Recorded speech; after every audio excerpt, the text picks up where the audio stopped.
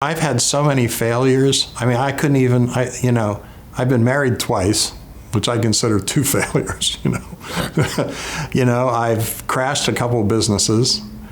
I've had enormous failures, and that the thing that I'm always reticent about doing these kind of things is I don't want people to think that I have all the answers, because clearly, in my mind, I don't. And nobody knows it better than me. If anything I say that can help you get in touch with what you need to get in touch with, then I feel like I've done my job. But, you have to do the work. I'm nobody special. Really, I'm not. I'm just an average person. I've just paid attention. I've been lucky. A lot of it's luck. I'm not going to lie to you. I've taken enormous risks, and, I've generally landed on my feet most of the time through serendipity. I'm just telling you how it is. But I feel if you're going in the right direction, there's a spirit in the universe that helps you. And there's lots of different ways of calling that out. And I've been lucky that way. I've been enormously lucky in that I've taken chances. Sometimes I failed, but you only learn from failure. This idea that you never learn when everything goes well. And there's pain in this. There's a lot of pain in this. You give up something. If you're out there and you get divorced, there's pain. There's a lot of pain in these failures. That you have a business and it fails. There's pain, and you have to be willing to go through that. It's the price of getting where you want to go, because you learn from that and you learn about yourself. And what you're always learning as you go, believe it or not, is you're learning humility. You're learning you don't have all the answers. You're learning you're not as smart as you think you are.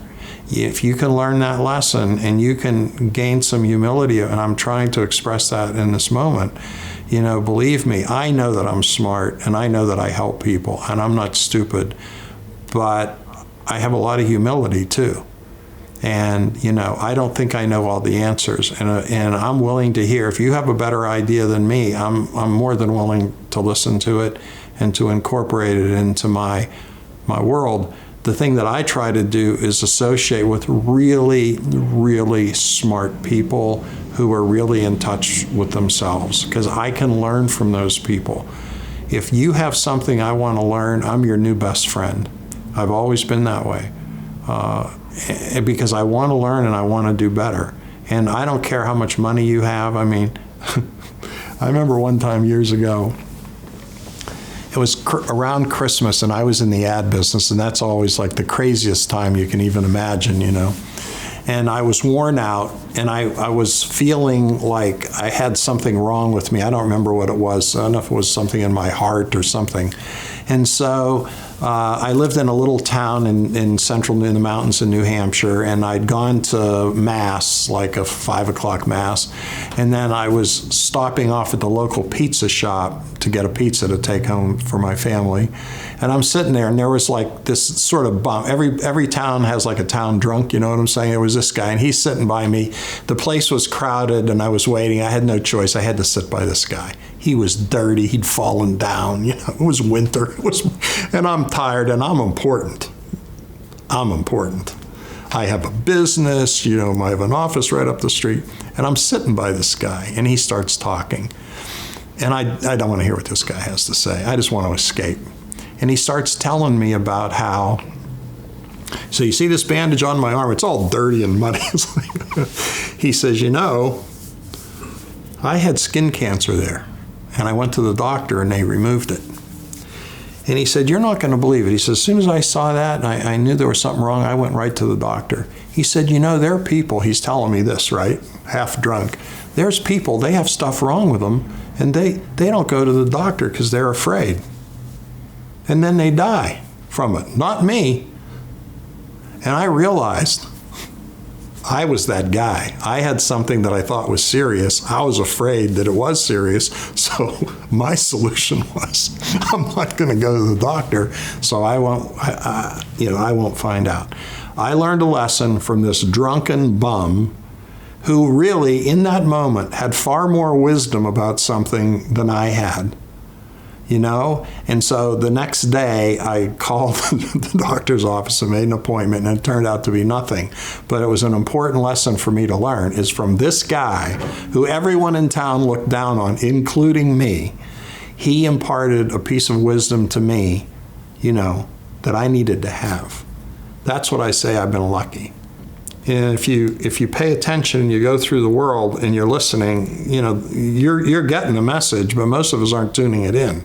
We're tuning it out, you know, because we don't want to hear it. Like me, I'm an important person dressed well. I don't want to sit by this guy who stinks and is dirty. You know, I don't want to do that. I'm beyond that now, right? That's the lack of humility that I had, you know. And I've tried my darndest to, you know, work on not, I mean, I still have a bigger ego than I probably should have, but it's better. That's all you can do.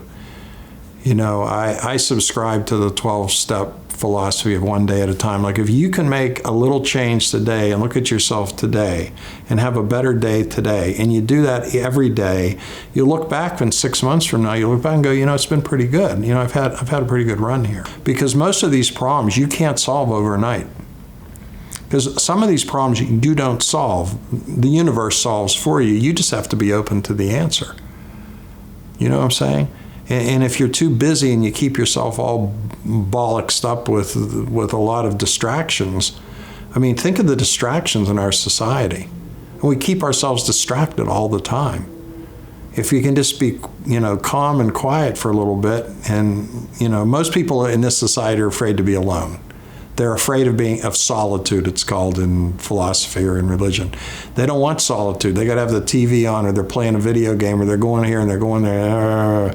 You know, there's so much noise going on in their soul and in their brain that they can't hear the messages that are being delivered to them. My belief is those messages are always delivered. The only reason I heard that sort of vagrant guy is because I was forced by circumstance to sit beside him. The question is that a coincidence or not? Some people say there are no coincidences.